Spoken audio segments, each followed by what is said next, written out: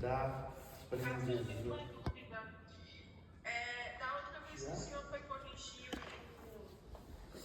a apostila, o senhor pediu para as respostas estarem de caneta ou eu ouvi errado? O senhor fez essa observação, não foi? É porque eu estava respondendo e eu fiquei. Não, no livro pode ser de lápis. A prova é que a gente não aceita de lápis, tem que ser de caneta. Tá bem. Eu achei que as respostas também na apostila tinha que ser de caneta. Não, na apostila, a apostila é de vocês. Você pode escrever até com um pincel atômico.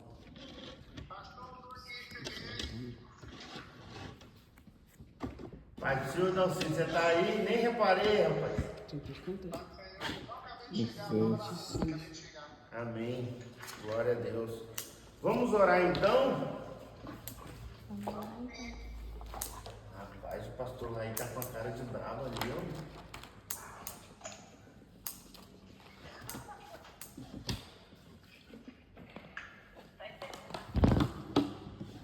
Pai do Senhor, Maria Almeida, Samara Duarte, pastora Grace, Otília, tá aqui, princesa Otília, Deus abençoa, Carla Costa e Samara Melo, Sandra Melo. Pastor Isabel que entrou agora, né? Pai do Senhor, pastor Isabel. A paz do Senhor Jesus, pastor. Ai. Paz do Senhor, pastor. Amém. Pra Arrependimento, vamos orar? Eu quero já só pedir vocês para me perdoar, que eu vou falar meio arrastado hoje, assim meio caboclo estranho, é que eu mordi esse lado da língua aqui e já está cicatrizando, né? Que a língua cicatriza rápido, mas ainda está doendo muito. Aí eu tô falando meio com a língua do lado. Foi ontem isso? Deus Hoje. é mais. Hã? Foi ontem ou hoje isso? Hoje? Fui lá no curso, fui comer um croissant. Tá muito nervoso. Fala mal do Eric. Mordi a língua. Bom, vamos orar, né?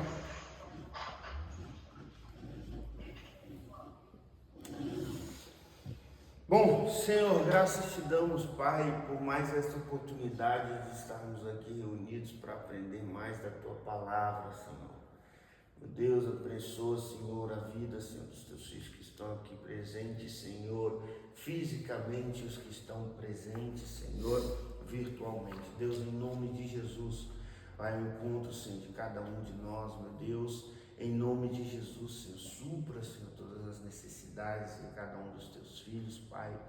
Deus, eu te peço nesta hora, Senhor, cada dia mais e mais abra o nosso entendimento, Senhor, para entendermos a Tua Palavra, Senhor. E no nome de Jesus, Senhor, não nos deixe enganados nem confundidos, que o Teu Espírito Santo toma a cadeira de mestre, Senhor, neste curso, Pai.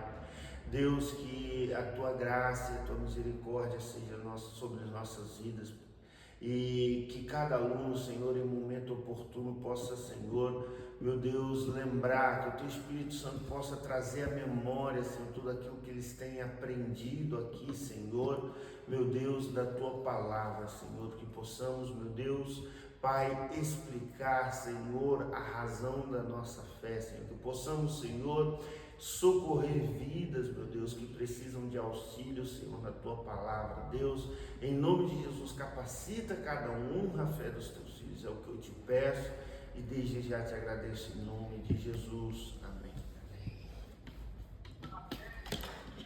Amém.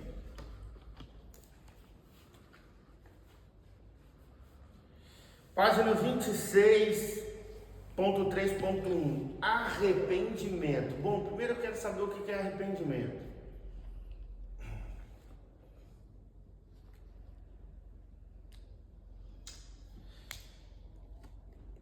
Wayne, se eu posso chamar assim, Acho que é o Wayne. Gruden, leia. Wayne Gruden define arrependimento como... Posso? Sim. Uma sincera tristeza por causa do pecado. Renunciá-lo e comprometer-se sinceramente abandoná-lo e prosseguir obedecendo a Cristo. Max Anders define arrependimento como mudar de direção moral, afastando-se do mal. O arrependimento é a chave para a salvação. A palavra arrependimento vem do grego metanoia. No Novo Testamento, o termo expressa uma mudança de atitude radical. O grego metanoia significa literalmente mudança de mente, o que também demonstra o processo da conversão. O arrependimento envolve uma completa mudança de pensamento sobre o pecado e a percepção da necessidade de um Salvador. Bom, agora vamos fazer uma ligação aqui, né? Vamos fazer uma sinapse. Lembra que eu falei com vocês que a conversão é um processo de transformação que acontece em 3 áreas? Quais são elas? Espiritual, Emocional, mental. Emocional e comportamental, né? Bom, comportamental eu disse que tem a ver com a mente. E deu o exemplo de Romanos capítulo 12, que Paulo ele vai dizer: rogo-vos, pois, irmãos, pela compaixão de Deus, que apresenteis o vosso corpo como sacrifício vivo, santo e agradável a Deus, que é o vosso culto racional, não os conformeis com esse mundo, mas transformados pela renovação do vosso entendimento. Então, a transformação, ela vem pela renovação da mente. Então, o arrependimento é uma transformação de mentalidade que vai mudar as suas ações. Entendido? Porém, não é só a mudança de mentalidade que vai alterar suas ações. É também uma dor ou um pesar que você sente por ter feito aquelas coisas antes. Ou seja, não é só a mudança de mente, a Bíblia ensina que, um exemplo, a gente não pode roubar, né? Mentir é mais fácil. A gente não pode mentir, né? Eu sou mentiroso pra caramba. Ou seja, não é só você aprender que mentir é pecado e desagrada a Deus e decidir não mentir mais, mas é também você olhar para trás e falar: poxa, Deus, era mentiroso pra caramba. Você sente aquele pesar, né? E você fala: pô, não vou mentir mais. Pode... Não, mas dali pra frente já não tem importância. É só arrepender. Estou querendo saber a diferença entre arrependimento e remorso. Então, na verdade, o arrependimento, ele é o sentimento, né? O pesar de olhar para trás e ver que cometeu aquelas coisas, e a consciência de que é errado. Porém, a mudança de mentalidade é a decisão de você não voltar a fazer. É o que define o arrependimento e diferencia ele do pesar, do remorso. Porque o remorso, você sente na mesma a dor de ter feito, o pesar, né? Continua fazendo, né? Você tem sim o conhecimento de que aquilo é errado, só que não é acompanhado da decisão de não fazer mais. Ou seja, é metade da transformação, ou seja, não influenciou na sua ação, não houve uma mudança de comportamento. Você teve o conhecimento de que é errado, você teve o pesar e a dor, né, de ter feito que é errado, mas não veio a decisão de não fazer mais. Eu acho que é o que diferencia o remorso do pesar. Vem? Quer ler para nós, Thalia? A Thalia não gosta de ler. Vejamos alguns elementos do arrependimento. Elementos do arrependimento: convicção. O arrependimento genuíno implica convicção do pecado, isto é, percebo que sou pecador. Significa ser persuadido, convencido de algo. Jesus menciona isso em João 16, 8 e 9. Quando ele, o Espírito Santo, vier, convencerá o mundo do pecado, da justiça e do juízo.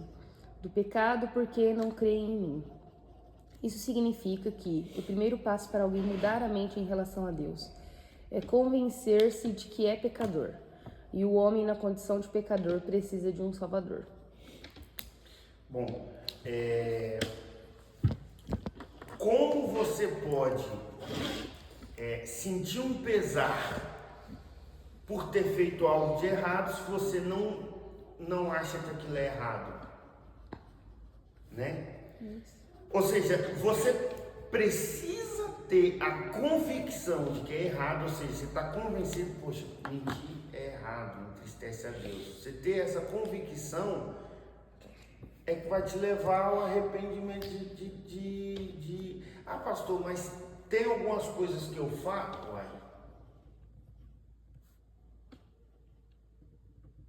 O que aconteceu aqui?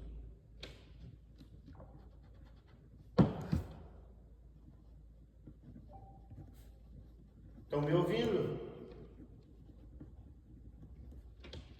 Sim. Ah, deu uma caída aqui. Ô, Ana Vitória, a gente vai ter que ter uma conversa séria, viu? Com 5 na mão. Convicção. Se eu não tenho convicção de que, eu não sei se é errado, mas tem dúvida, não tem como ter ainda arrependimento. Quando algo que você faz que é realmente errado, o Espírito Santo te convenceu de que aquilo está entristecendo ele, tendo essa convicção, pode ter o pesar e a predisposição em deixar aquilo. Então o remorso e o arrependimento têm um pesar, só que a diferença é que o arrependimento leva à mudança de comportamento, só isso. Tem a decisão, né? E o remorso não. Não tem a decisão de não fazer mais. Tristeza. Aqui a tristeza é o tal remorso ou pesar. Um verdadeiro arrependimento produz tristeza e lamento pelos pecados cometidos. Essa tristeza a Bíblia chama de tristeza segundo Deus, 2 Coríntios 7,10. Judas Iscariotes sentiu remorso. Esse sentimento não surtiu nenhum efeito em sua vida, pois foi apenas um remorso e não um verdadeiro arrependimento que produz tristeza segundo Deus. Essa tristeza segundo Deus entra no arrependimento quando o pecador é atraído a Cristo pela mensagem do Evangelho e passa a lamentar e sentir tristeza pelos seus pecados cometidos. Nesse aspecto, a tristeza segundo Deus produz o arrependimento para a vida e recebe em si mesma uma bem-aventurança. Pois disse Jesus: bem-aventurados os que choram, lamentam os seus pecados antigos, porque eles serão consolados. Mateus 5,4. Essa tristeza ou esse pesar é quando você tem certeza de que aquela ação ou aquilo que você fazia é mal e aquilo vai te causar essa dor, né? Esse pesar por ter feito. Mudança. Todo verdadeiro arrependimento produz mudança. A mudança é a parte essencial do novo nascimento. Essa mudança implica no comportamento, na linguagem, no pensamento, em todos os segmentos da vida. Se alguém diz que se tornou cristão, mas não sofreu mudança, as Escrituras lhe dão pouca garantia de que seja de fato um cristão. Paulo afirma que se alguém está em Cristo, nova criatura é. Essa mudança é algo no interior que reflete no exterior. É uma mudança que vem de dentro para fora. E é isso aqui que diferencia o fim ao cabo o arrependimento do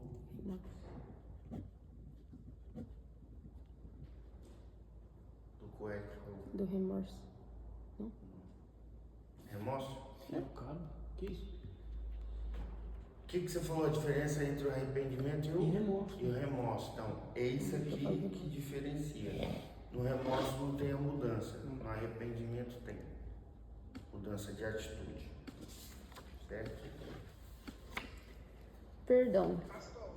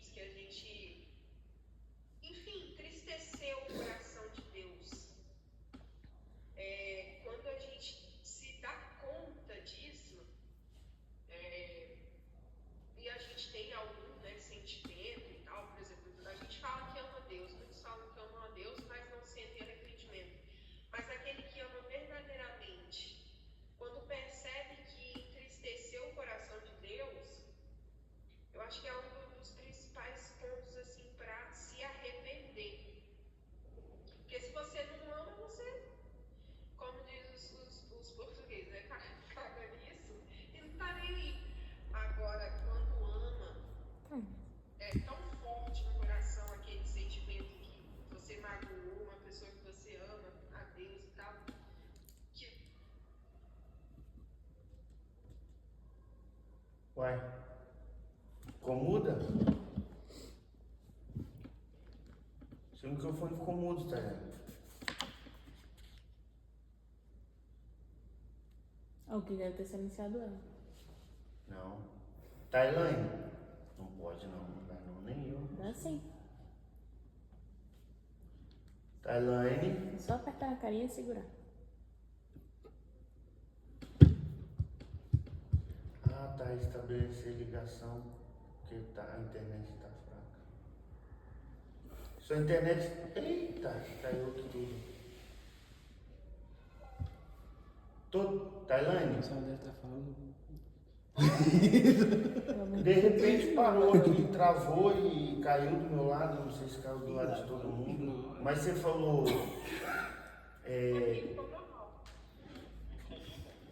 Entendeu? Pois eu não ouvi o finalzinho não. Não, em resumo é isso. Acho que o arrependimento genuíno, assim, no meu caso, né, se deu e se dá quando a gente percebe que entristeceu o coração de Deus, assim. Porque se a gente ama verdadeiramente, porque tem muitos que amam da boca para fora, mas se a gente ama verdadeiramente, aquilo incomoda de uma certa forma que bate não só uma tristeza pelo pecado, mas uma tristeza porque a gente entristeceu o coração de Deus. E aí a gente não tem como não ser levado a um arrependimento genuíno. Amém. Perdão. Cadê? O que? Alguém? Alguém quer ler? Alguém aí na live quer ler?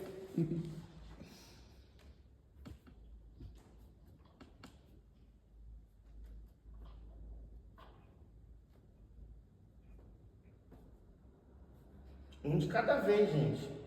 Vocês tudo ao mesmo tempo. Vou ler então, perdão, né? Lembra? Perdão, leia, pastor. Eduardo, eu vou ler.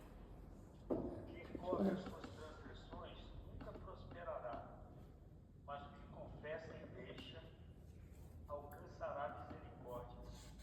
Provérbios 28:13. O verdadeiro arrependimento produz frutos. Esses frutos são resultado de uma vida em rendição total a Deus.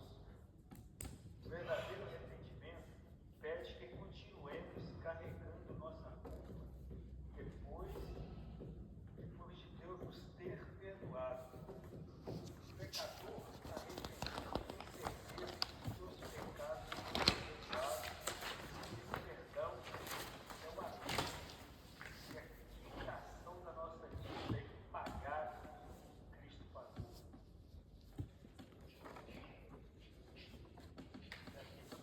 Não, pode ler mais. A regeneração. A regeneração é a obra de purificação instantânea de Deus no ordem ao pecador que aceita a Cristo como Salvador. A regeneração é a transformação que nos faz sair da morte espiritual para a vida espiritual.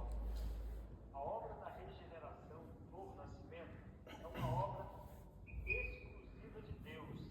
A regeneração torna-se o ato secreto de Deus pelo qual Ele nos concede nova vida espiritual.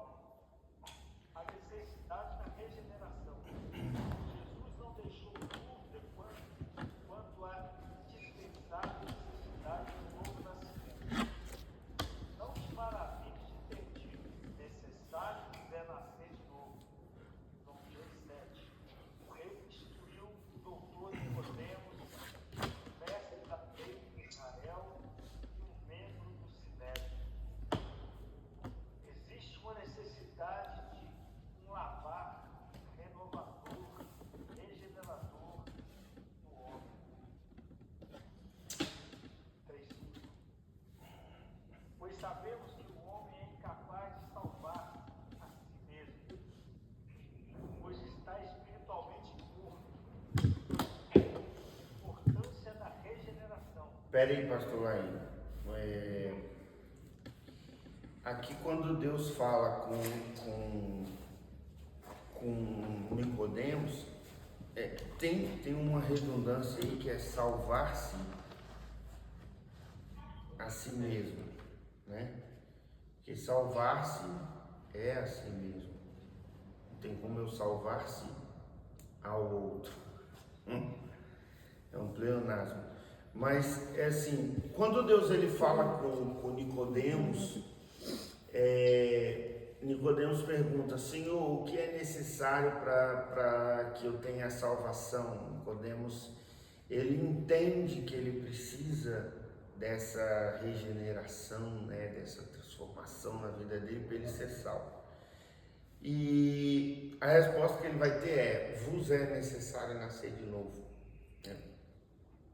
Não tornar o ventre da mãe, e sim nascer de novo da água e do Espírito. Da água, obviamente, está falando do batismo nas águas, sem sombra de dúvidas. E do Espírito, obviamente, está falando no poder regenerador do perdão de Deus, aquilo que é passarmos da morte para a vida. Certo? Quando nós aceitamos Jesus, nós passamos da morte para a vida. É o poder regenerador do perdão de Deus nas nossas vidas. Bem? E quem produz isso é o...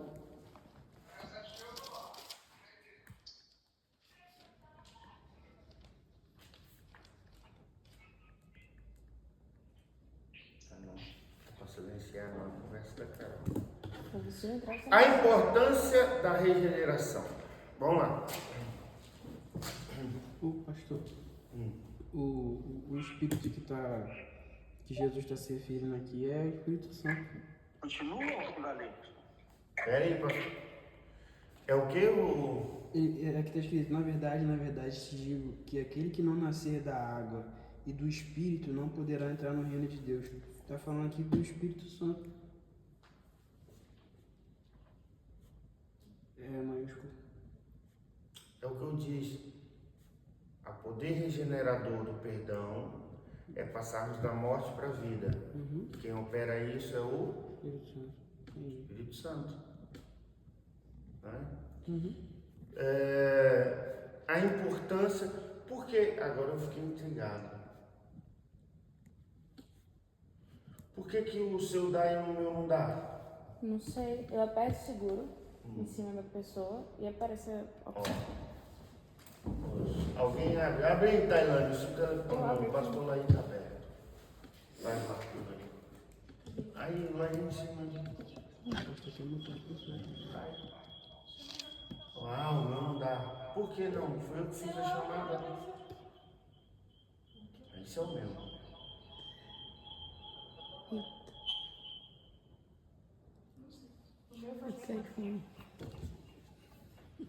iPhone tem hack. Deve ser pelo iPhone. Ah, mas ali, ó. Ele silencia.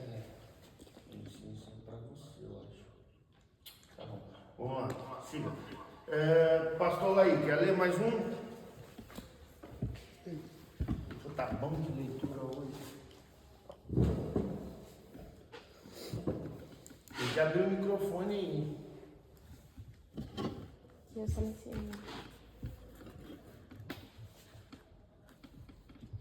Você abriu foi a câmera, o microfone.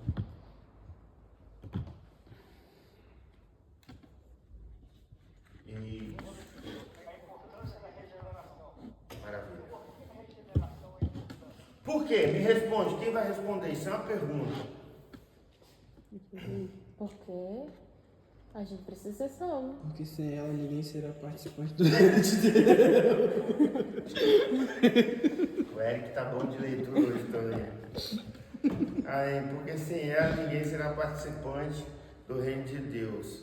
As bênçãos da regeneração. Pode ler, meu pastor.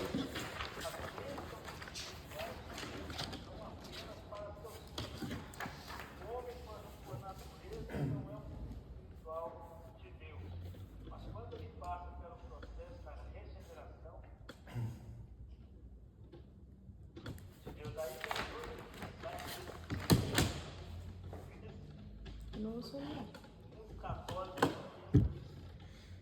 Se não é filho de Deus antes da regeneração, é filho de quem então? Filhos da desobediência. Diabo. Vamos lá. É melhor dizer que eu fui sem pai, né? É um órfão. Bom, mas é interessante Mas Paulo fala isso. isso, que nós éramos órfãos. E filhos da desobediência também. Bom, e antes de sermos, quem já fez o GNA aqui já está com isso na ponta da língua, né? E quem é filho de Deus, porque participou da regeneração, aceitou Jesus, e antes de ser regenerado, não era filho de Deus, era o que então? Criatura. Eu tenho que responder. Eu sou líder, senão eu tô perdido. Caraca, não deixa eu pensar, bicho. Só um segundo, Tainá. O Eric tá tumultuando aqui. Fala aí. Criatura. Você não respondeu? Criatura, muito bem, criatura. Bom, todos nós somos criaturas de Deus. Ponto.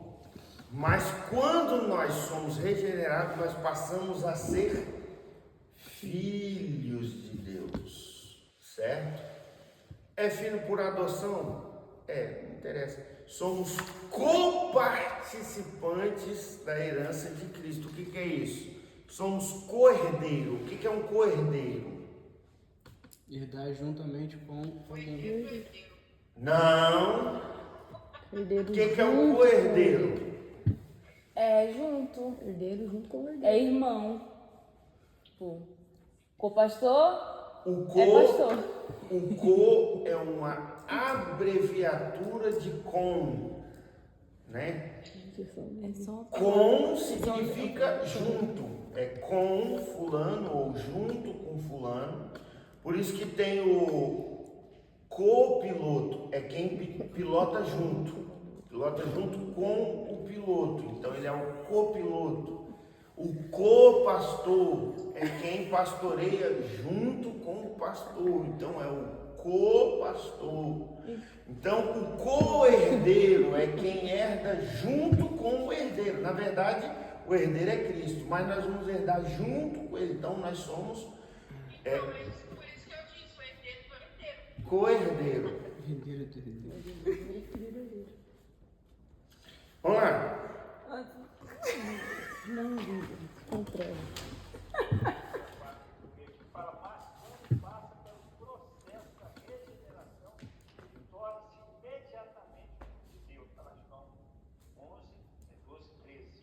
Através desse processo, ele recebe a natureza divina. Primeira Pedro que passa a ter a mente de Cristo. 22, 16. E passa a andar em novidade de vida. Romanos 6, 4. Através desse processo, o homem é uma nova criatura em Cristo Jesus. Coríntios 5, 17.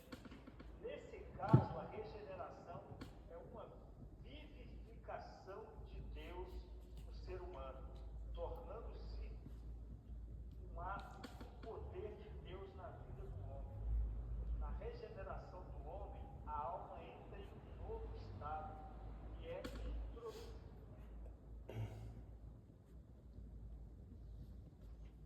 Uma das coisas de Deus, 1 Coríntios 2,11. A alma regenerada, ela tem um novo alvo. Lá em Filipenses 3,14. Busca um novo reino. 6,33. Tem uma nova maneira de pensar. Metanoia. Possui também um novo coração. Coração regenerado. Perceba? Regenerado, é isso.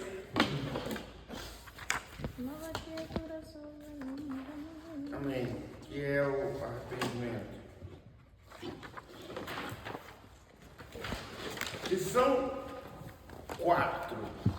Acho que não são 4. E os farrutos? Agora a coisa vai torcer. Ixi. Agora tem que ter carro aqui mesmo. Eleição. O que você entende por eleição? Quem quiser falar. Aquela Maia tá ali, ó. Chegou, não deu pra assistir ninguém, ficou quietinha. Não, pastor, aqui. Tô aqui. Quem quer dizer o que é a eleição? Ser eleito é ser escolhido. Eleição deve ser escolha. A eleição é aquilo que tem de 4 em 4 anos em Portugal para escolher o presidente da República. Escolher. Eleição. Vamos lá. Nós somos a geração eleita. Eleição. Geração de Moisés, foi eleita como que eu não sei aqui. Deixa eu ver aqui, tá? Vamos lá. Não, mas Eleição. O que é eleição aí? Escolha. Vamos lá. Alguns teólogos. Lê para nós, Tailândia. Alguns teólogos acham que a eleição foi determinada antes, sem considerar a queda do homem do pecado. Outros pensam a respeito de que, cronologicamente, foi determinada antes da existência dessas pessoas. Logicamente, levou em conta a queda. A palavra eleição, no contexto da doutrina da salvação, não significa que Deus escolheu uns para a salvação e outros para a perdição, sem qualquer participação da pessoa nessa escolha. Atentemos para o que nos diz o apóstolo Paulo em Efésios 4. Assim também como nos elegeu nele antes da fundação do mundo, para que fôssemos santos e irrepreensíveis diante dele em caridade. Deste modo, o mérito de sermos escolhidos não se baseia em nós mesmos, mas no mérito de estarmos em Cristo. A eleição é um dos decretos de Deus. Nós fomos eleitos segundo a sua presciência. Portanto, a igreja é chamada de geração eleita. Mas alguém poderia indagar, e aqueles que não fazem parte da igreja foram destinados para a perdição? Deixa eu reformular. Mas alguém poderia indagar, e aqueles que não fazem parte da igreja foram destinados para a perdição? Reformula de novo. Ai, pastor, esse trem fala, peraí. Mas alguém poderia indagar, e aqueles que não fazem parte da igreja foram destinados para a perdição? A resposta correta é não. Todos os seres humanos estão dentro do propósito e do plano de Deus para a salvação. Dizer que Deus elegeu uns para a salvação e reprovou outros é fazer de Deus um ser que usa de parcialidade. Portanto, Deus não faz acepção de pessoas. Atos 10:34. Seria anular a eficiência universal da graça e do amor de Deus. João 3:16. Então, para um não convertido, eu poderia falar: Deus te elegeu, mas basta Não, você. peraí, Tailândia. Mas basta você aceitá-lo, digamos assim. É certo? Claro, sem dúvida. você foi escolhido para ser salvo. Tá errado. Escolhe pela salvação. Todo mundo, na verdade, foi chamado à salvação. Foi? Certo? Claro. A salvação. Jesus morreu por todos. Jesus morreu pra isso. Jesus morreu por todos, e não só, nós lemos lá em 2 Timóteo, que ele quer que todos sejam salvos e cheguem ao conhecimento da verdade. Eu falei isso nas primeiras aulas. E as pessoas. Essa é a vontade de Era a Deus. minha pergunta a seguir. Então vai lá, cara. Como é que foi? Porque tem gente que morreu sem o evangelho. Morreu antes de Jesus morrer. Pô, você vai para as tribos lá. Que ninguém acessa eles. Ah, não, isso aí não, Carol. Claro que sim, pô. Não. Tem. Claro tem que sim. ó, presta atenção. Calma. Tem uma história que aconteceu numa guerra, acho que foi lá na faixa Vocês de estão Gaza. ouvindo? Fala alto aí, que senão... Na faixa de Gaza. Esse pessoal tinha a crença em uma coisa, eles estavam perseguindo os judeus. Só que não tinha como alguém evangelizar eles. Todos dormiram na mesma noite e todos sonharam com a volta de Cristo. E todos foram... Mas isso é uma teoria, né? Pô, Bom, aconteceu com aconteceu. ele, vai acontecer com todo mundo. Não tô falando isso, mas se não dá pra gente chegar lá, Jesus chega. Ou você tá duvidando do poder dele? Dúvida de poder nenhum, mas assim. Eu não posso entrar nessa não. Você vai ficar o negócio lá assim. É, melhor deixar.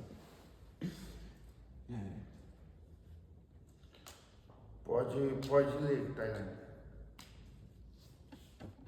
A eleição de Deus tem um propósito firme, e esse propósito é a salvação. Nós somos eleitos para a salvação. Nossa, pastor, essa apostila é muito legal. Nós somos eleitos para a salvação.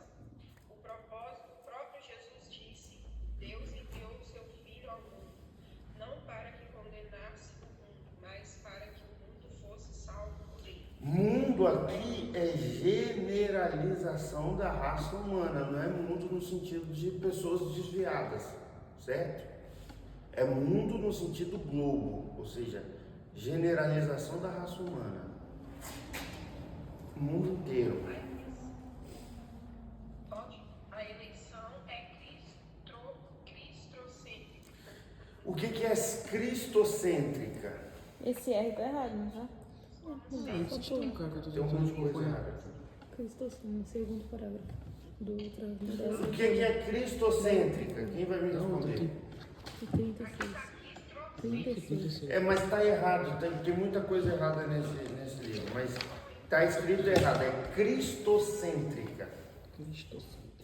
Centra Cristo.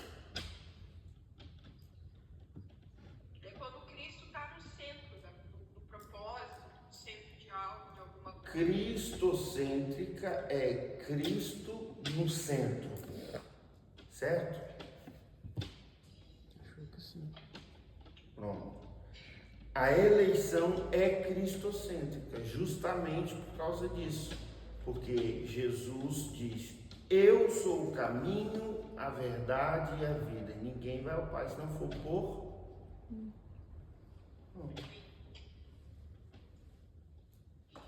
O pastor, o negócio que eu ia perguntar não era aquilo que a Carol falou, não. Era sobre as pessoas que morreram antes de Jesus chegar. Foi isso que ela falou. Falou? Ah, não, ela falou sobre Os não os. alcançados. Mas isso também já foi falado. Foi?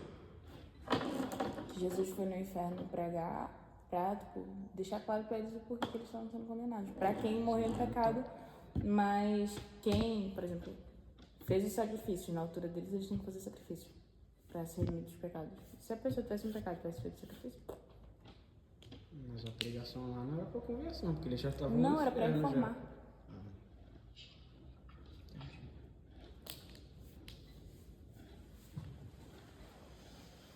já. É isso. Aos que foram pro inferno. É assim. Porque alguns foram salvos É, por causa do sacrifício. quem acredita na justiça de Deus? Quem acredita na justiça de Deus não acredita que Deus vai mandar alguém para o inferno só porque sim. Né? O inferno tem que ser sempre uma escolha. Nem que seja no último dia de vida, que nem lá o ladrão da cruz.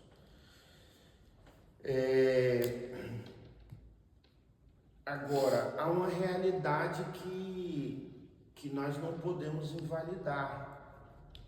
Todo ser humano existente veio de onde? Todo. De Adão. De Adão e Eva. Adão e Eva conheciam a Deus? Sim. Sem dúvida. Então todos conheceram a Deus. Agora, teve nações e povos que se desviaram do Deus verdadeiro e começaram a adorar outros deuses? Teve. Nações inteiras. Mas aí que tá, no meio dessas nações, por exemplo, nações inteiras e povos inteiros se desviaram e passaram a adorar outros deuses. Se eles não mencionavam o Deus vivo, porque eles já descredibilizaram eles, como é que as próximas gerações dessas nações vão conhecer a Deus? Beleza. E que culpa Deus tem nisso? Ué, uma pessoa não Beleza? conheceu. Mas que culpa Deus tem nisso? Toda? Porque quem nasceu... Em todas as gerações ele deu oportunidade. Ele teve sempre aquele que pregava, ele sempre mandou profetas, ele sempre para falar a essas gerações. Sim, não, mas eu quero partir do pressuposto que não. Mas quem nasceu não tem culpa nenhuma. Quem nasceu no meio daquela... Ok, Eu mas. escolhi nascer onde eu nasci. Beleza, mas Deus, que culpa Deus tem? Deus te manda para o ventre que ele quer te mandar. Eu escolhi nascer onde eu nasci. O Senhor escolheu nascer onde o Senhor nasceu. Beleza, mas que culpa Deus tem nisso? A pessoa nasceu ali. Se Deus não quisesse que a pessoa nascesse, a pessoa não nasceu Ele ali. avisou os primeiros, né? Ele avisou os primeiros para passar de pai para filho, e ele dá avisou que quem não fizesse, quem fizesse Eu errado, particularmente acredito que culpado aquele que não fez, que não avisou, não era ele. eu acredito particularmente que na época em que essas pessoas acabaram se perdendo, sempre mesmo estavam, os profetas estavam com os judeus. Bom, Mas tinha que ter pelo menos alguém ali pregando. Mas eu nem falo tanto do tempo passado, eu falo mais desse tempo. tá. A minha pergunta é: Deus, ele deixou as diretrizes, houve povos que se afastaram, depois outros nasceram e não obedeceram a Deus na sua ordem de transmitir para os filhos a fé. A minha pergunta é, e os filhos não conheceram, ok. Partindo do pressuposto que Deus não vai mandar profetas lá, né? Que não é verdade, mas partindo do pressuposto que Deus não vai fazer nada, que culpa Deus tem nisso? Toda. Porque a pessoa nasceu ali, gente. Isso Que me culpa a assusta. pessoa tem Me assusta por quê? Porque essa necessidade de culpar Deus por coisas que não foi Ele que fez, que causou, bom, a culpa vem de você ter causado algo. Se você não causou algo, só pelo simples fato de você ter poder acima de tudo, não pode já automaticamente te tornar culpado. Mas você acabou de dizer que a pessoa não vai para o inferno. Pô. Não, eu parti do pressuposto de propósito porque eu queria ver isso. Esse posicionamento de culpar a Deus pelo que quer que seja,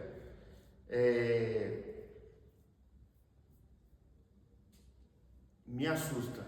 Não sei nem explicar. Mas assim, eu parti desse pressuposto só para chegar aqui. Mas Deus, ele deixou uma ordem. E Jesus não vai voltar enquanto o evangelho não for pregado nos 4 cantos da terra. Isso é bíblico. E outra, e quem já morreu antes de Cristo, sei lá. Não é só agora em Cristo. Antes de Cristo também todos eram justificados pela fé. Você vai ler em Hebreus. Hebreus vai ter uma coisa chamada Galeria dos Heróis da Fé. Bom, a fé sempre foi o meio salvífico. A fé. Não tem. Quem é o caminho? É Jesus. Mas antes de ter Jesus, a fé sempre foi, a fé em Deus, crer em Deus, sempre foi o meio salvífico. Ainda hoje Jesus é o caminho, beleza, mas ele diz que pela graça sois salvos mediante a fé, certo? Isso não vem de vós, é dom de Deus, é um presente de Deus. Nós não fazemos por merecer, Ele que nos deu, certo? Essa salvação. Então o culpado seria a pessoa que estava responsável de repassar a informação de quem é o Deus verdadeiro. Aí a pessoa não foi para o inferno nem por culpa dela. Foi para o inferno porque outra pessoa Não, não a passou. culpa é de cada um que não decidiu escolher a fé e não escolher a fé. Eu acho que a pessoa não morreu sem saber que Deus... Não, mas aí partindo saber de do Deus. pressuposto de que Deus não levou ninguém, entendeu? Lá para pregar. A culpa também não é da pessoa. A culpa vai ser do Carol, isso tem até na lei dos homens. Piorou na lei de Deus. O que é? Você avança o sinal vermelho. A polícia te para e te toma a carta. Você pode falar, eu não sabia. Sabia que não podia estar conduzindo. Tá. Você pode falar que não sabia? Ou você pega algo assim que está na rua, mas é de propriedade pública e caiu a ligação. Caiu não. Jesus sustentou. Eu peguei isso aqui, a polícia vem e te prende por roubar propriedade pública, né? Eu não sabia. Isso te livra diante do tribunal? Não. Mas é que tá. Fala. A inocência. Será que nesse caso aí Para tudo, gente. Fabrício vai falar. Peraí que eu vou virar aqui. não teve um ponto que a geração seguinte ficou sem a informação de que uma geração passada sabia e parou de seguir o que devia seguir, mas chegou um ponto que a geração futura não teve mais acesso a essa informação. Talvez é isso que a Carol está tentando. É isso, eu entendi. Mas é Minha assim, vida, Fabrício. Deus ele nunca deixa essa lacuna. Aonde não tem livro, ele manda profeta. Aonde não tem pessoa, ele manda missionário, tribo, seja o que for. Aonde não tem nada, ele se revela pessoalmente. A gente tem um exemplo de Paulo. O próprio Jesus desceu. Paulo, você me persegue, né? Temos isso que o Eric falou, não é uma teoria, isso é um relato.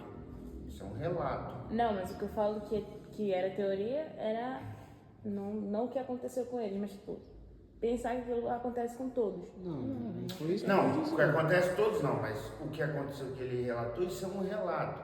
Agora, para esses, se calhar Deus não conseguiu mandar ninguém, ou não chegou nenhum livro, não chegou nada, mas peraí, você me mostra uma tribo que não tem, eles não estão com o telefone na mão, ainda tem tribo que é até canibal, entre aspas, né? Mas ainda nessas, nós temos relatos de missionários que são enviados. Eu não sei como Deus faz, mas é assim, ninguém vai poder alegar desconhecimento, certo? Até aqueles que morreram antes de Cristo e os que são de tribos e não sei o quê. Ninguém pode alegar que não conheceu. Todos vão ter que um dia decidir se quer ou se não quer. Agora, eu não posso alegar diante de um tribunal que eu não sabia. Avancei o sinal porque eu não sabia, olha. Por quê? Porque é dever nosso buscar o conhecimento. E a Bíblia diz: minha lei, ou a minha palavra está no vosso coração, está na vossa boca. Não tem desculpa. De alguma forma, a pessoa vai ter o conhecimento de Deus e ela vai tomar a decisão. E consoante a decisão dela, ela vai para o inferno. Acabou. Eu acho que o que quebra essa questão é simplesmente confiar no poder de Deus. Ele vai, se não for uma pessoa, ele vai arranjar um jeito, uma forma onisciente dele de fazer a pessoa conhecer, saber sobre ele. Até porque a Bíblia fala que todo joelho se dobrará e toda língua confessará. E não só isso. Então, isso também entra até na questão dos países perseguidos, por exemplo. Lá, você não pode ser cristão por nada que você morre. Do tanto de relatos de pessoas que foram salvas. E se um povo ainda não foi atingido, né, com a palavra de Deus, por exemplo, você falou de tribos indígenas. Tem tribos indígenas em lugares remotos, seja no Brasil, nos Estados Unidos, tem em vários lugares. Mas eu acredito que a palavra de Deus, se não chegou ainda vai chegar. Alguém de algum lugar vai ouvir falar, um parente vai sair de lá, alguma coisa vai acontecer. Porque sempre aconteceu coisas extraordinárias em lugares que você não consegue nem explicar. Então, de alguma maneira, eles vão ser alcançados. Porque senão a palavra de Deus não se E não há cumpre. de ser padrão. Não há É de isso ser que eu falo, padrão. não tem como Vai ter explicar. pessoas que Deus vai se revelar em sonhos, vai ter pessoas que Deus vai mandar missionário, vai ter pessoas que vão achar uma revistinha no chão, vai ver que é a Bíblia, vai ter. É assim, Algum jeito, de né? algum jeito Deus vai se revelar. Eu não sei como. Até porque, imagina, não você deve nasce ser na padrão, Coreia do Norte. mas serão todos Você nunca vai falar de Deus, indesculpáveis. cara. Você não escolheu nascer ali. Não, você não escolheu nascer, você não vai falar de Deus. Aí vamos supor que do nada você encontra qualquer coisa, o povo se esconde no meio da caverna pra ser crente. Pra ler um pedaço da Bíblia escondido e a pessoa decidiu viver aquilo. Foi a pessoa que decidiu. Mas ali Mesmo sendo um conheceu a país. Deus. Tá, mas mesmo sendo um país que Foi remotamente não conhecer, pode cara. pregar Então a tudo palavra bem, de gente, Deus, vai percebe? conhecer. Agora sim, vai conhecer. A minha resposta a que culpa Deus tem nisso foi: se a pessoa não conhecer a Deus de forma alguma e a pessoa for pro inferno, pô, a pessoa foi condenada na inocência. Jesus não vai deixar ela ir pro inferno sem Tá, conhecer mas e aí decidir. vocês estão trazendo para outro ponto. O pastor tinha perguntado. Na hipótese de ninguém, não ia ser assim, foi a pergunta dele. Não vai ser assim, não quer dizer que vai ser assim. Mas se for, que culpa Deus tem nisso? De a pessoa não ser alcançada de forma nenhuma. Eu parti desse pressuposto para quê? Para justamente para ver se ia culpar Deus. Mas a pessoa não teve escolha de nascer. Você está partindo do pressuposto errado. Não devia nem ter caído. Não é culpa de Deus que o homem caiu. Então pronto, a culpa foi de Adão, todinho. Não é isso, Carol. É assim, a coisa vai desenrolando e a culpa é sempre de Deus. Quando Deus, na verdade, não tem culpa. Então tá bom. É assim, Não vai acontecer, né? o homem não devia nem ter caído, caiu. Ok. Mas não vai acontecer. Aí Deus proveu um plano salvífico, certo? Que teve que dar o próprio filho para morrer na cruz. E nesse plano salvífico, isso é um presente, você nem precisa sequer pagar preço nenhum, fazer nada, pagar nada, não é mérito seu, é presente de Deus. E ele manda todos que estão aqui na terra anunciar, porque enquanto não for pregado nos quatro cantos da terra, não vai haver o arrebatamento. Aí, na hipótese, que eu não acredito, mas na hipótese de ter um desavisado, ainda é culpa de Deus. Pô, não merecia nem sequer o perdão, não merecia Jesus morrer na cruz, não merecia ser salvo. Ô, pastor, vou falar as questões aqui, pra mim essa imagem tá pesada. Como assim? Eu tô vendo o senhor embaçado, tá travado essa imagem. E também tá igual. Visão da Raven. São os seus olhos, meu amor. Vocês usam óculos, limpa o óculos. Então, na Bíblia, várias passagens. Isso, a escolha do homem, né? Porque os profetas iam na cidade, Acho olha, que foi como baseado no fez os seus pressuposto. pais. Que não tem nada a ver com o que tá na Bíblia, que não tem nada a ver. Tá bom, se vai acontecer, vai acontecer. O que raiva. Foi de propósito para me pregarem na cruz. Depois das malas, eles me perguntando se eu tinha me convertido. Deus manda fazer assim, para tentar salvar aquele povo na qual ele ia levar a palavra. Sim. Então, né, hoje não é diferente. E eu, igual a Keila falou, né? Em todas as gerações, Deus levanta alguém, levantava e ainda levanta alguém para direcionar o povo no caminho certo. Eu acho que não tem isso. Até essa Existe pessoa povos falando não uma coisa. alcançados? E não tem Existe. nada a ver com coisa com outra. Né? Tem uma lista deles. Mas nós estamos aqui.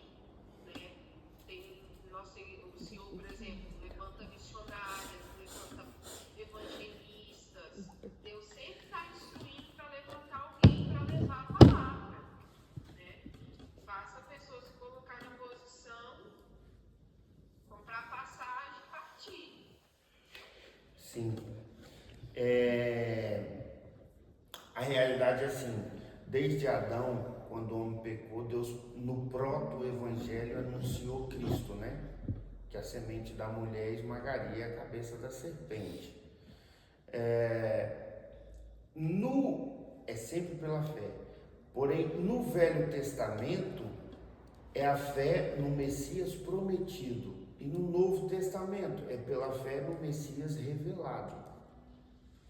Mas é sempre por Jesus, por isso que ele falou, eu sou o caminho, a verdade e a vida. As coisas eram sombra das que viriam no Velho Testamento, e depois no Novo Testamento era a revelação daquilo que foi prometido. Então, quem foi salvo pela fé no Messias prometido. E quem será salvo, quem for salvo no Novo Testamento, vai ser salvo pela fé no Messias revelado, certo? Mas é sempre Jesus, sempre Jesus. O sacrifício de Cristo na cruz, ele foi universal, não só para aqueles que dele para frente tiveram fé, mas também para trás, ou seja, desde até Adão e Eva foram justificados pela fé em Deus, porém o sangue de Jesus Cristo é que vai dar a eles acesso às mansões celestiais, certo? Esse é o plano salvífico que foi já revelado desde Adão e Eva, no proto-evangelho. Vocês ainda lembram, né? Foi em Origens que eu expliquei sobre o proto-evangelho. Amém. Vamos lá, quem é que está lendo aí?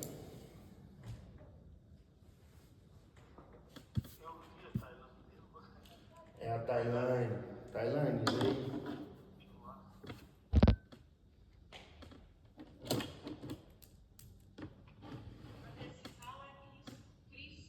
Cristocêntrica.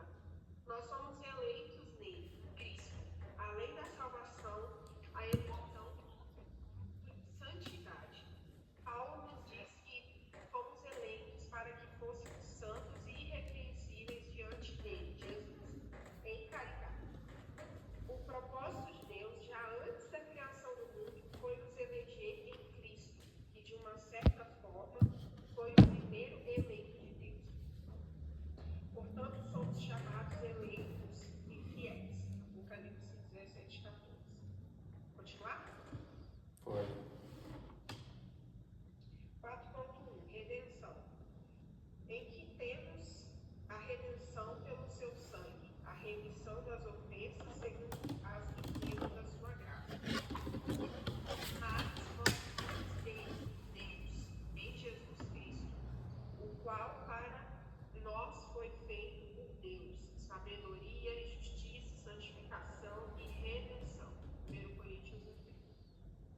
O significado da palavra redenção. Redenção significa livramento de algum mal através do pagamento de um preço. É mais do que simplesmente um livramento. Desta maneira é que os prisioneiros de guerra podiam ser soltos mediante o pagamento de um preço, o qual era chamado de resgate. Grego, a palavra significa a libertação de escravidão ou cativeiro mediante o pagamento de uma quantia. O pecado demanda uma explicação, uma reparação, um preço pago devido à penalidade da morte que estava sobre nós. O presente de Jesus para nós foi ele mesmo, um resgate universal, de natureza bancária, define um preço pago que cancela a nossa dívida. A necessidade e a possibilidade da redenção. Não pode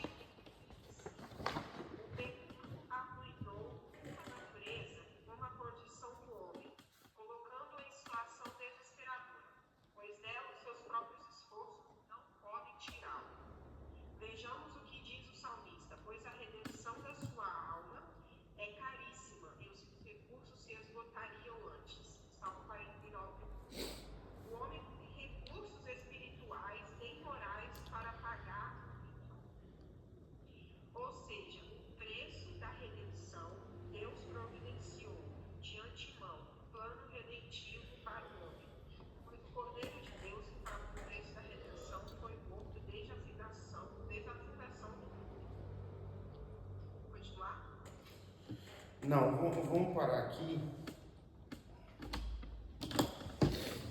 Deus sempre pretendeu a redenção do homem.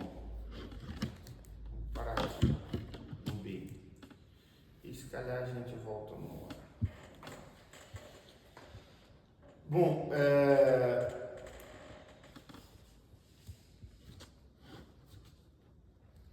vamos pegar a Bíblia aí. Quem trouxe a Bíblia?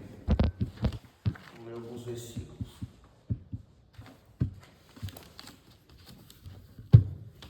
Só você trouxe a Bíblia? Bíblia aqui, ó. Desculpa, não.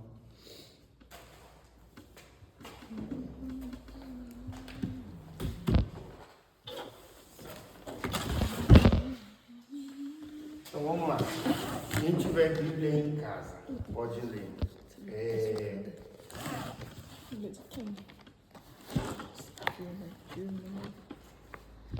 A questão do Velho e do Novo Testamento ficou esclarecido, né? Então, no Velho, a fé no Messias prometido, e no Novo, a fé no Messias revelado.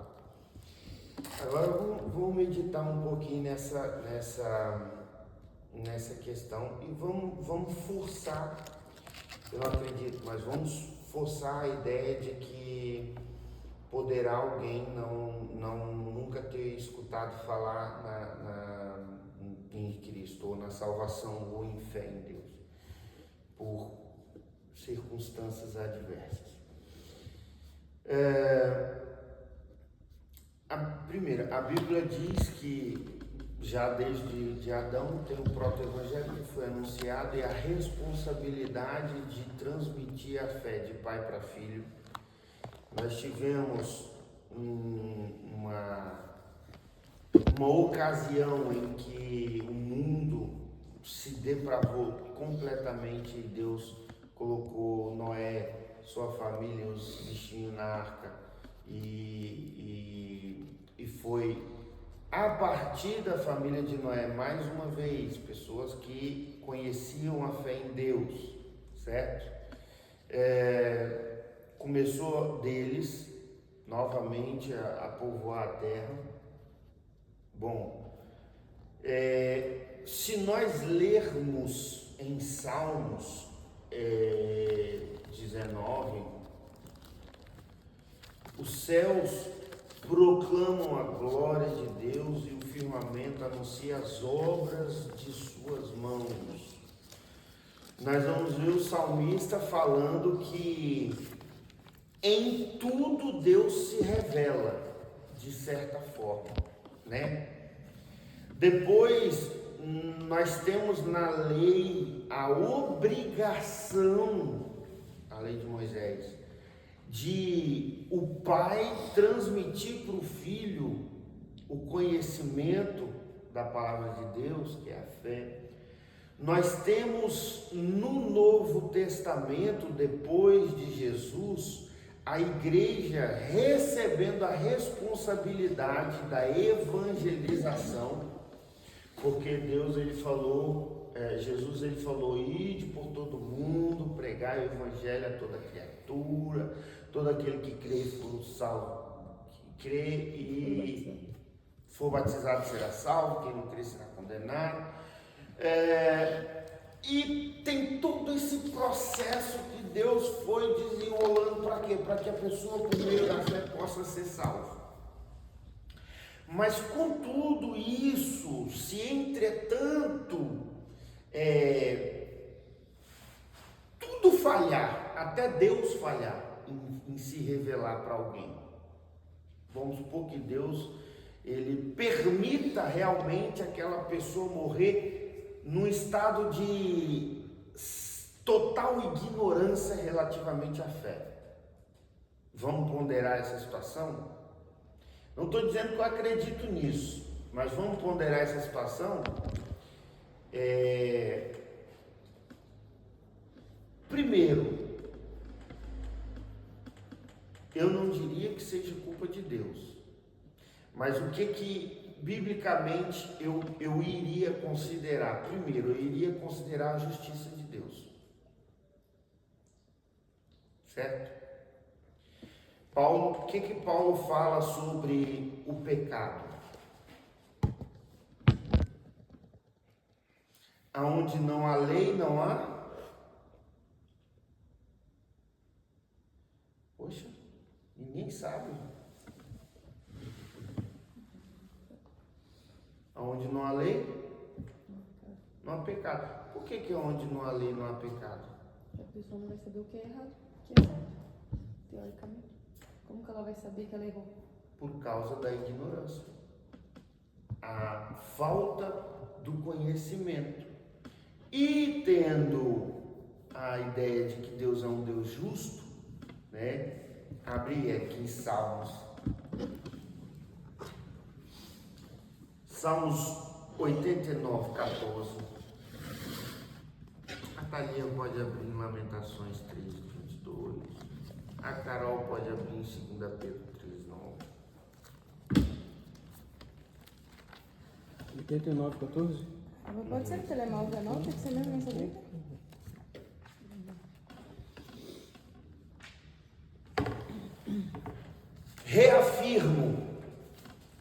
Reafirmo.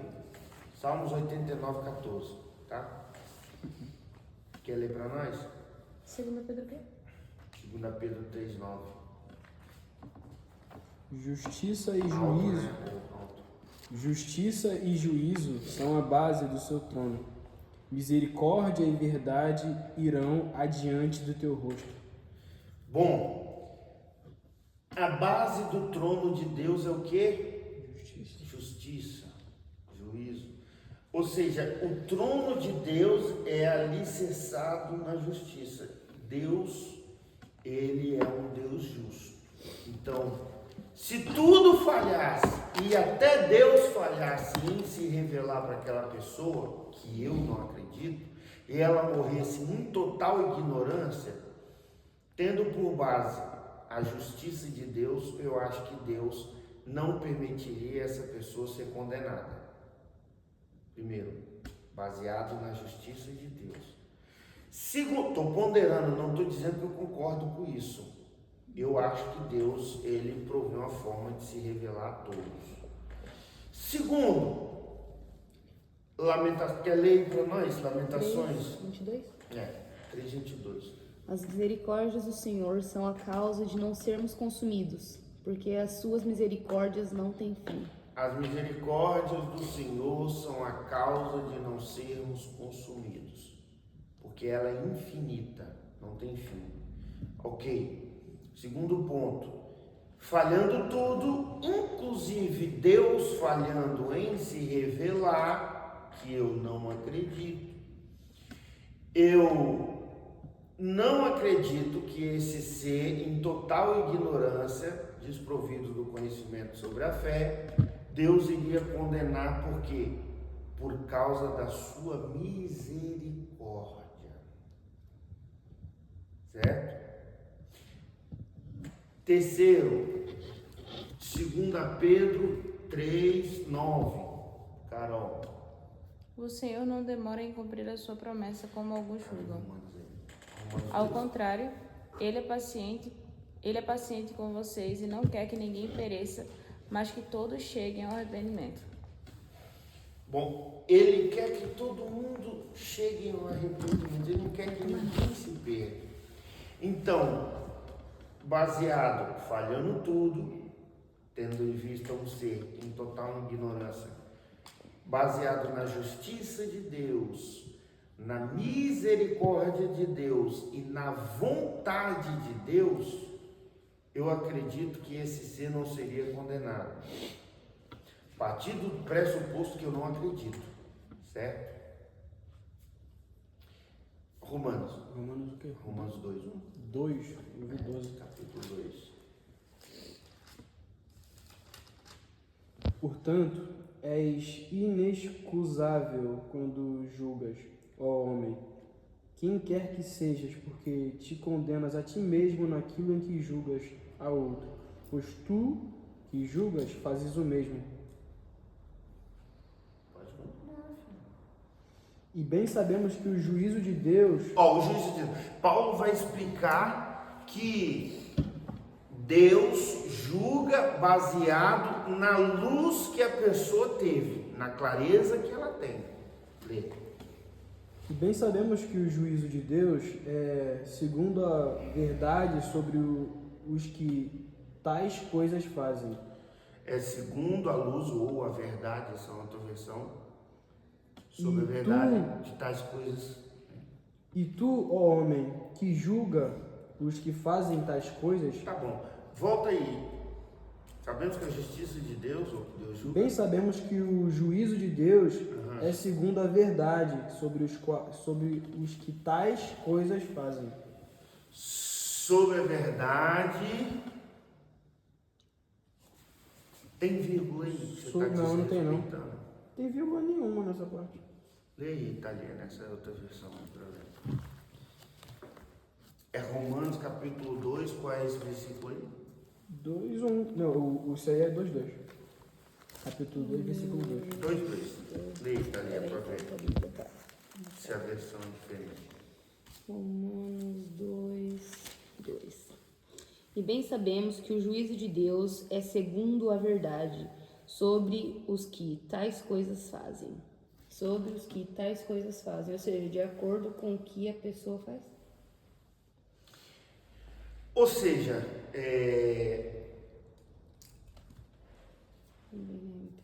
o juízo de Deus, ele incide sobre aquela pessoa. Ponto. Vou mandar todo mundo que não aceitou Jesus para o inferno. Bom, não é assim. Baseado na justiça de Deus, baseado na misericórdia de Deus, baseado na vontade de Deus e baseado em que Deus julga segundo a realidade daquela pessoa, segundo a verdade ou julgando do que aquela pessoa em particular faz. Eu acho que não, Deus jamais condenaria alguém em total desconhecimento ou em total ignorância.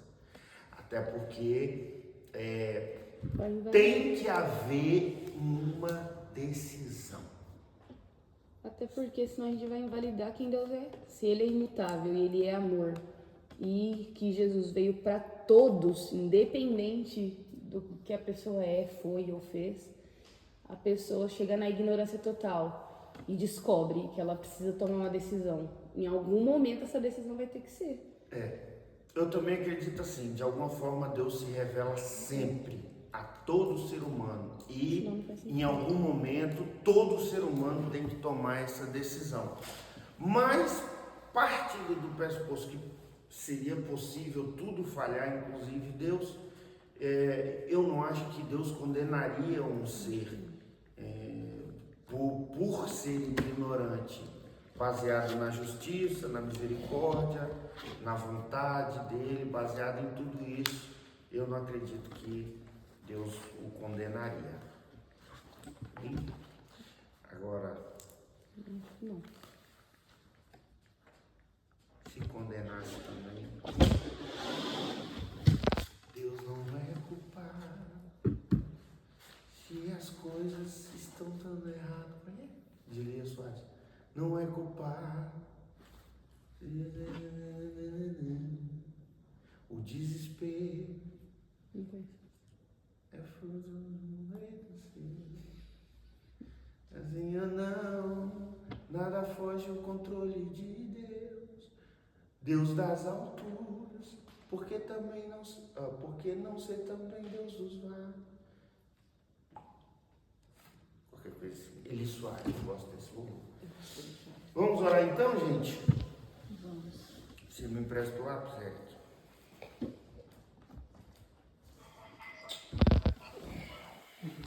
Só finalizar aí, Dalcinho.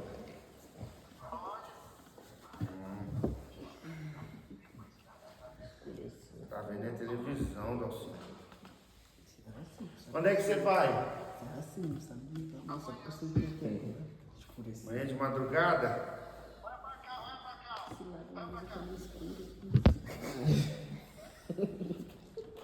Você tá filando é boia, né, irmão? Você tá filando é boia, né, irmão? Você bocejou, Zé. Agora eu tô bocejando. Então, ora para nós aí, já que é seu último dia em Portugal. Ora aí, agradecendo a Deus por essa aula. Senhor Deus e Pai Celestial, Senhor, que mais uma vez está na tua presença. O Senhor conhece o coração de cada um dos teus filhos que aqui está aprendendo a buscar a tua palavra, Senhor. Então, Senhor, que venha continuar, Senhor, nos ensinando, nos dando interesse para que nós estejamos nessa aula.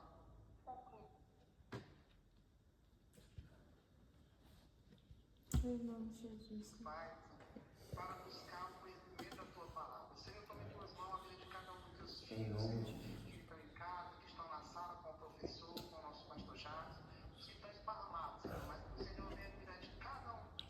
Em nome de Jesus, Senhor, obrigado por mais uma oportunidade de falar sobre a tua palavra, ouvir a tua palavra e aprender mais de ti. Em nome de Jesus. Amém.